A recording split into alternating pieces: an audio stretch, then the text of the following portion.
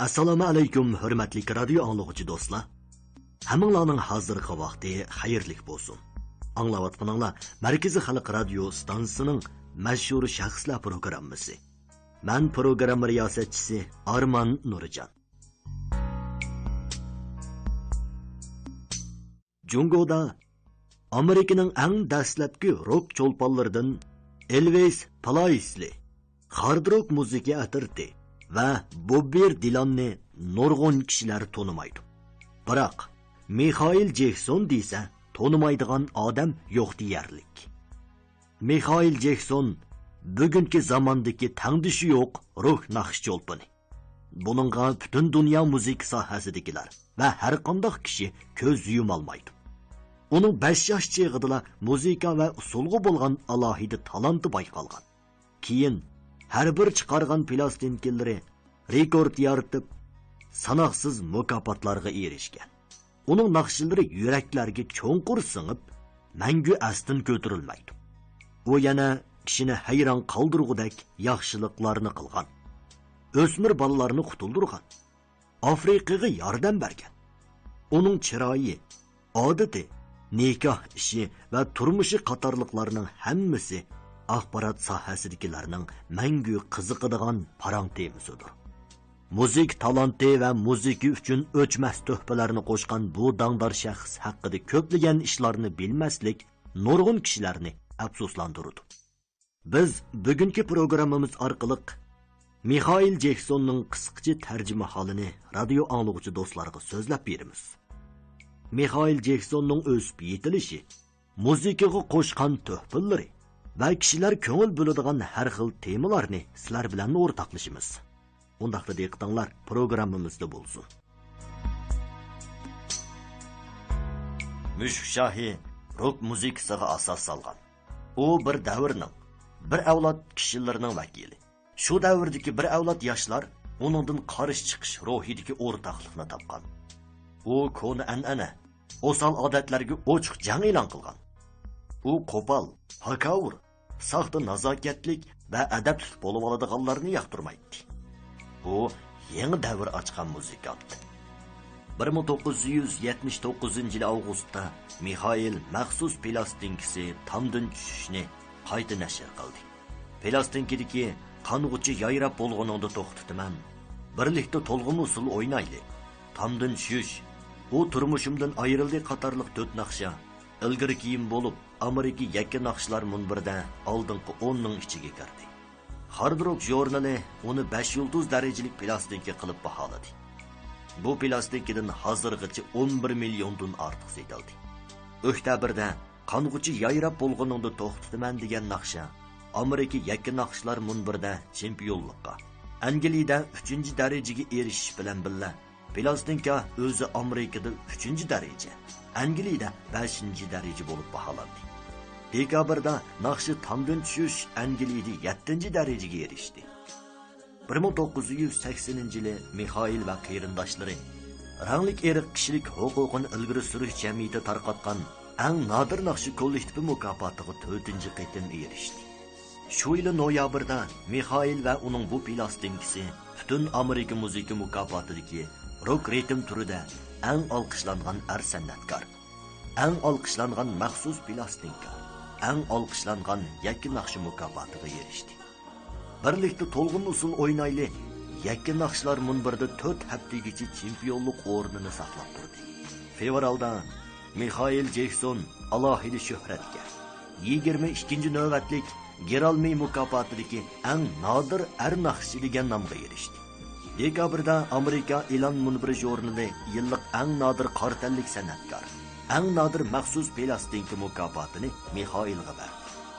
Full sanduqi jurnali eng nodir rock maxsus plastinkasi mukofotini Tamdan tushish plastinkasiga berdi.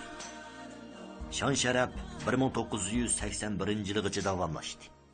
Qarindosh Jacksonlar yanvarda ranglik eriq kishilik huquqini ilgari surish jamiyati tarqatgan eng nodir naqshi kollektivi mukofotiga 5-qitim erishdi. Michael butun Amerika muzika mukofotidagi rock ritm turida yana eng olqishlangan san'atkor, eng olqishlangan maxsus plastinka mukofotiga erishdi. Shu yili Morton shirkati suvning eqishiga agishib, Mixail ayni chaqda Morton shirkatini chiqarolmagan naqsh to'plamlari hayotingdagi bir kun plastinkasini ishlab chiqardi. Iyonda shu nomidagi yakka naqsha Angliya yakka naqshlar munbirida chempionlikka erishdi. Mixail o'z plastinkalaridan faxrlanadi. Biroq Geralmey mukofotida ozli tur bilan mukofotlanganiga afsuslangan edi. U o'z-o'ziga xap kelarki qitim yana kelar dedi. U azar, tangsizlik, umidsizlik ichida kelar qitimliq plastinkasini texmi yaxshi chiqarish, texmi ko'p sharafga erishga bel bog'ladi. Buyuk plastinkadan birini chiqarmoqchi bo'ldi. Tomdan tushishining ishi tal-to'kis tugagandan keyin Mixail butun zehnini qarindosh Jeksonlar muzika atirtining plastinkasi g'albi bilan qaytishga qaratdi. U yana qarindoshlar bilan birga ishlab ketdi. Sen his qila olamsan degan naqshida Jezi va Mixail muzikaga cherkovda balalar aytilgan nazmining muzikasini kirgizib, muhabbat hammadan g'olib, bid'atlikning jinoyatini yuyib tozalash deydigan markaziy ideyani echib bermoqchi bo'ldi. Randi naqshini nihoyat yaxshi aytdi. Söyümlük odamlar, badaningni yerga tagkuchi to'lg'a. Sening o'z yo'ling bor. Har odam vaqt odamni saqlamaydi. Hozirli mangimiz kimkin degan naqshlarning hammasi yaxshi aytildi. Orasidagi mehmonxonada biyoram bo'lish degan naqsha Mixailga qattiq ta'sir qildi. Adisilatoya boshlanishdagi chirqiroq qismni aytdi. Mixail bir qarisi tushdak, bir qarisi o'ng'idak unum hosil qilmoqchi edi. Bu xil unumdagi vahimlik kayfiyatini pasaytish uchun muzikaning davomi pianino va bas skripka bilan yiqimliq ijobiy tusga tushirildi. G'albi bilan qaytish plastinkasi hisobda g'albilik chiqdi. Mixail va qarindoshlar bu plastinkani tashviq qilish uchun sayyora o'yin qo'ydi. Qarindoshlar birli vaqtda sahnaga chiqib, dunyo xalqiga tunji muzika atirtining kuchini yana namoyon qildi. Mixail bu qitim muzika atirti uchun eng zo'r tirishchanlik ko'rsatdi deb qaradi. Balkim u endi qarindoshlari bilan bunda uzun vaqt birga xizmat qiladigan fursatning ko'p bo'lmaydiganligini his qilsa kerak. Uning o'z oldiga qiladigan ishlari texmi ko'p. Bu qitimqi g'alba uninga tasalli bo'ldi. Keyin u buni bir oz ko'p turib mundaq deydi. Uningda zamon va makonni halqig'udak hayotiy kuch va mazmun bor. Toz qanotini ilgirgidimmi bakirak, parlaq va qaysarlik bilan keng yoydi. Tomdan tushish Mixailning hayotidagi cho'ng burilish bo'ldi. Bu plastinkaning g'albisi nurg'un gumonliq nazarlarga qarta ilgirki bir bola cho'lponning zamonaviy sehriy kuchga ega san'atkor bo'lib yetilganligini isbotlab berdi. Ayni chog'da qanday qilib naqshi ijod qilganligi, naqshi tanlaganligi, aytganligi, muzika, unga elish, beriktirish degandek jarayonlar hali ham Mixailning ko'z oldidilar. U o'zini nihoyat ko'p cheniqdim deb qaraydi. Bu uning keyingi bir plastinkasi, ya'ni eng to'rdan o'rin olgan. Ta bugungacha har xil mukofotlarga erishib kelayotgan titrangu plastinkasi uchun muhim ta'sir ko'rsatdi. Tomdan tushish plastinkasidan keyin Mixail texmi rozi bo'lg'uday, texmi ko'p saytiladigan plastinkadan birini chiqarmoqchi bo'ldi. Mana bu uning orzusi va umidi edi. U o'z orzusiga va qobiliyatiga ishongandilar. Arzuni amaliyotga aylantirg'ili bo'ladi deb qaraydi.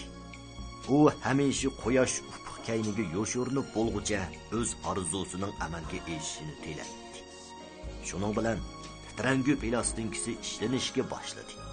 Mixail yanada Kevin C. Jonesni eng muvofiq ko'rib, film ishlaguvchilikka taklif qildi. Kevin C. xushallik bilan ma'qul bo'ldi. Titranguni ishlayotganda bir kuni dam olish vaqtida Kevin C. Mixaildan agar bu plastinka tomdan tushishga yetmay qolsa umidsizlanamsan deb so'radi. Mixail cho'qim umidsizlandi. U bu gapdan keyin xilg'ich beyoram bo'ldi va bu plastinka cho'qim ilgirkidan yaxshi bo'lishi kerak. U dunyoni zilzilaga keltirishi, eng ko'p saytilishi kerak deb javob berdi. Kevin C. va boshqalar kulib ketdi, chunki ularda uncha ishonch yo'q edi. Plastinkani ishlash jarayonida Mixail ko'p qitim hayajonlandi, ochiqlandi, chechildi, chunki u birdan bir orzusini amalga oshirmoqchi. Boshqalarmi o'xshashla tirishib ishlayotgan bo'lsa-mu, ammo uningdek o'ylamaydi. uni cho'qim g'alba qiladi degan ishonchda bo'lmaydi.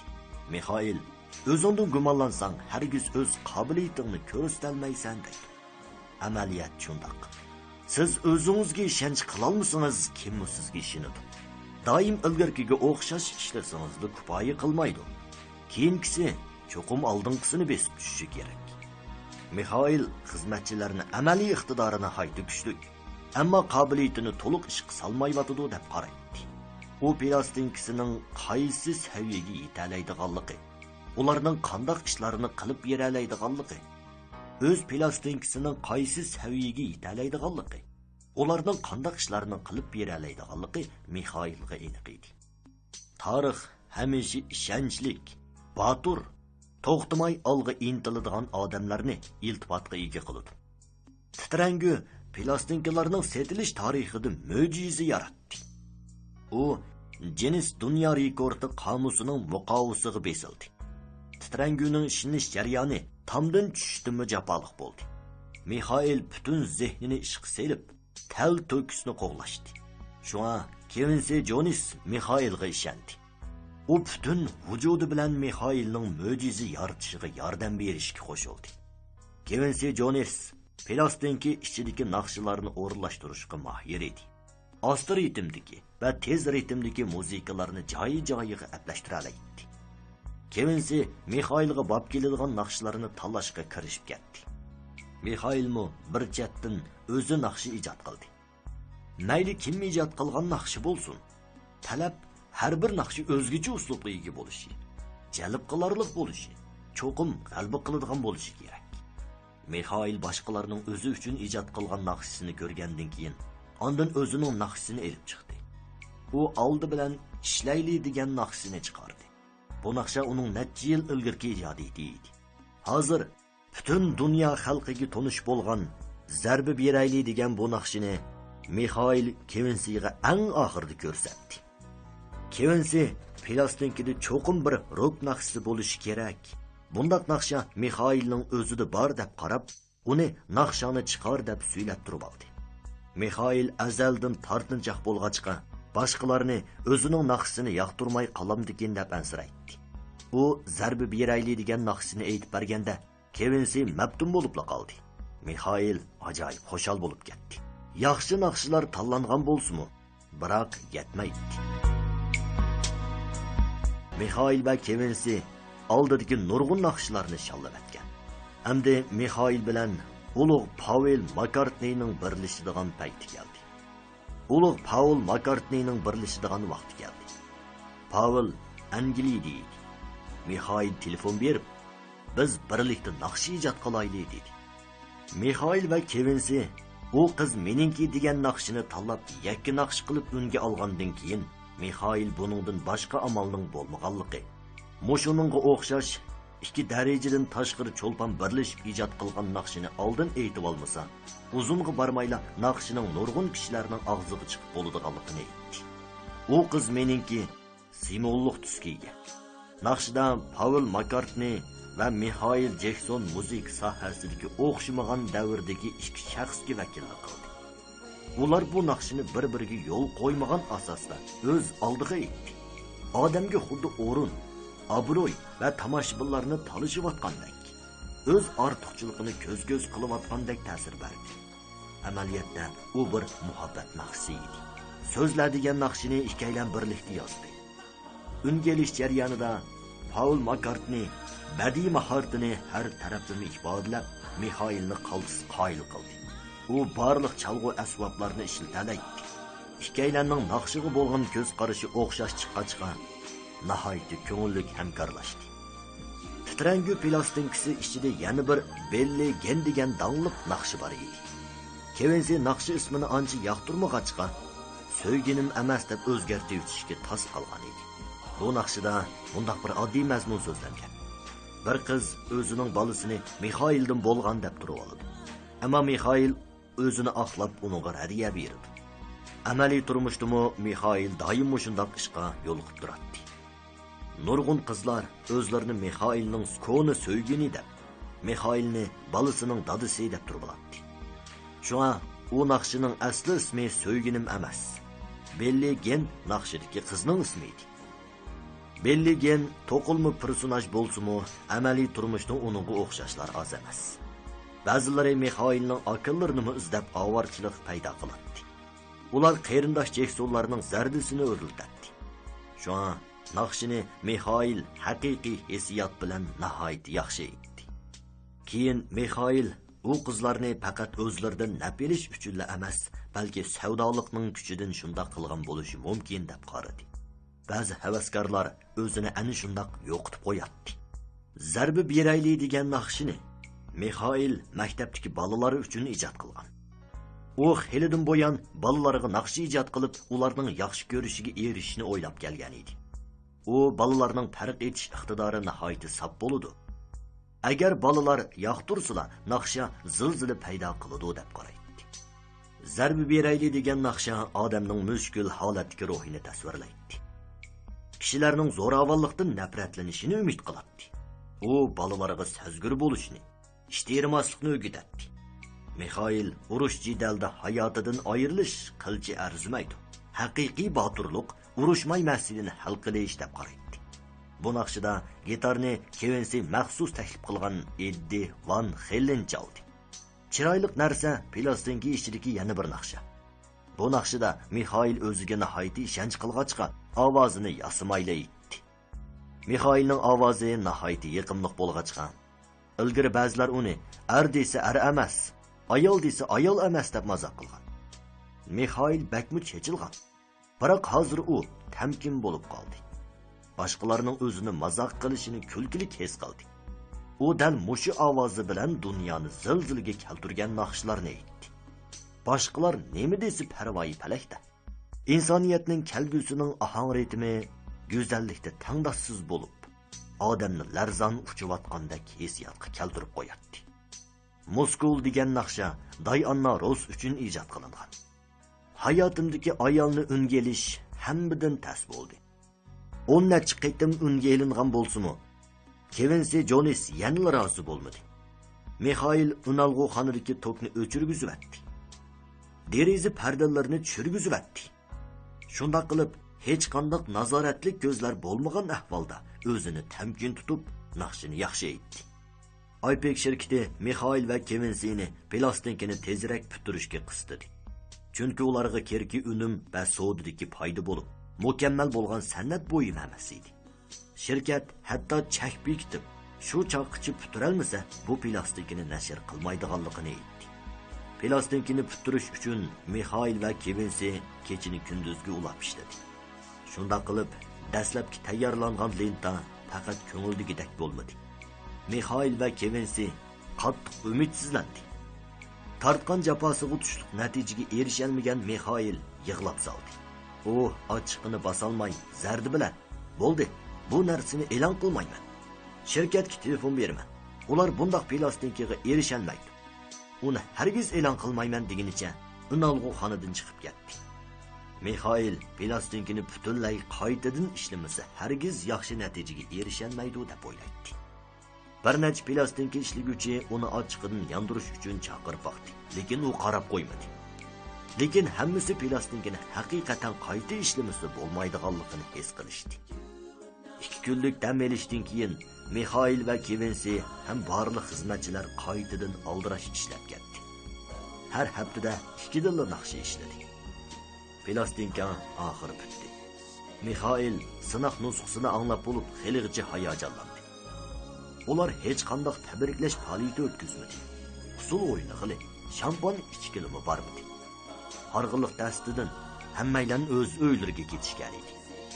Mixail dunyo bo'yicha eng dangli plastinkasini chiqarib oldi. Hamda u eng dangli naqsh film ishlamoqchi. Titrangu plastinkasidan Zarbi berayli, Billie Jean, Titrangu degan 3 naqsha film ishlashga tanlandi. Mixail shu naqshlarni ijod qilgandilar, naqshini aytqucha mazmunni obrazliq ifodalashni shuncha orzu qilgan edi. U shu chaqdagi sing'a elishdan nihoyat yuzaki bo'layotdi deb qarab, eng yaxshi sin olg'u lentisini o'zi chiqarmoqchi bo'ldi. G'alba qilishning epi har qanday ishni eng yaxshi degan darajada ishlash. Mixail eng yaxshi rejissor, eng yaxshi ssenariychi, eng yaxshi chiroqchi taklif qildi. Odatdagi sinalg'u lentisi ishlatmay, film lentisini ishlatdi. Cho'ng ko'lamdagi film ishlashga ko'p chiqim ketadi. Shirkat shuncha ko'p pul xarjlab naqsh film ishlashga norozi bo'ldi. Oxir Mixail zarba berayli va titranguni o'z mablag' bilan ishladi.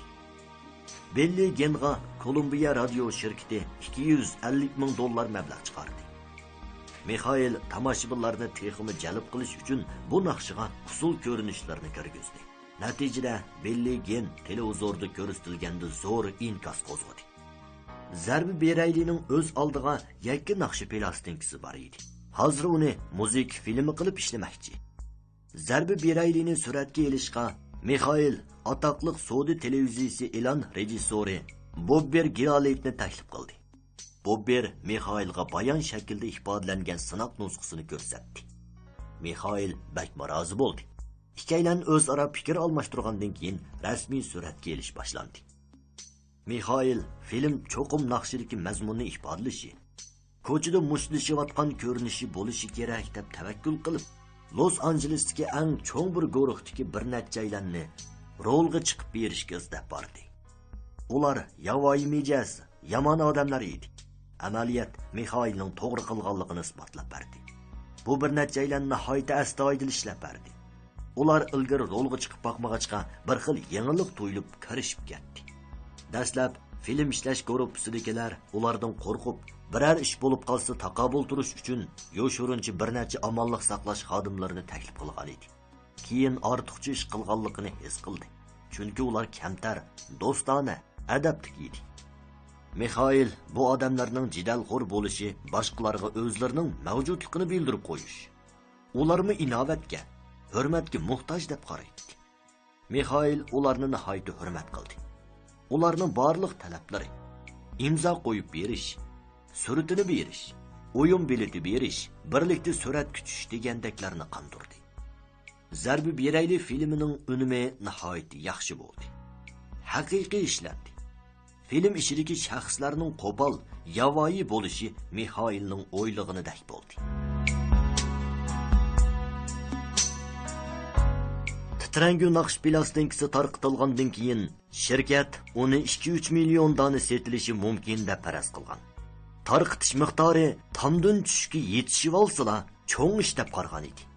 Tomdan tushish 11 million dona setilgan. Endi uningdan eshib ketishga ularning ko'zi yetmadi. Tomoshabinlar uzun kutdi, chunki tomdan tushish tarqitilib 4 yil o'tdi. Ular darajadan tashqari bu cho'lponning yangi ovozini anglashga tashna edi. Titrangu plastinkasi 1982 yil 1-dekabr kuni tarqitildi. 1983 yil bahorigacha kishilar plastinki savdosi bo'lib qoldi. Orqadan yakka naqsha Zarbi Berayli, Belli Gen, Titrangu, u qiz meniki nashrdan chiqdi. Setilish miqdori to'xtamay oshdi. Ondan naqsh filmi bozorga selinib talashdi qoldi. Titrangu plastinkasi Mixailning vakil xarakterlik va eng to'rdan o'rin olgan asar. Plastinka Amerika maxsus plastinka munbirda bu da 37 hafta chempion bo'lishi bilan birga dunyoning har qaysi joylarida bu chempionlikka erishdi. Plastinkadagi 7 naqsha Amerika yakka naqshlar munbirda oldingi 10 ning ichiga kirdi.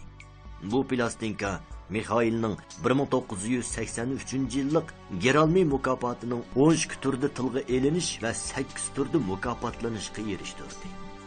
1995-yilgacha plastinkadan jami 44 million 300 ming dona, Amerikada 21 million dona setildi. Ham hozirgacha setilmoqda. U yaratgan rekord va sonliq ma'lumotlar bugungacha saqlanmoqda. 1983-yil yanvarda u qiz meningki Amerika yakka naqshlar munbirda uda 3 hafta ishkinchilikni saqladi. Martda Belli Gen Amerikada uda 7 hafta yakka naqsh chempionligiga erish bilan birga Angliyada chempionlikka erishdi. Maxsus plastinkasimi chempionlikka erishdi. Aprelda Zarbi Berayli Angliyada 3-chilikka, Amerikada Belli Gendan keyin chempionlikka erishdi. Bir plastinkadan ikki naqshining orqama-orqa chempionlikka erishishi faqat 60-yillari peshonasiga yog'liq bog'lab olganlar muzika atirtidili ko'rilgan. Ishonimizki, mashhur shaxslar programmasi sizni mashhurlar bilan eng yaqin holatda uchrashtirgusi.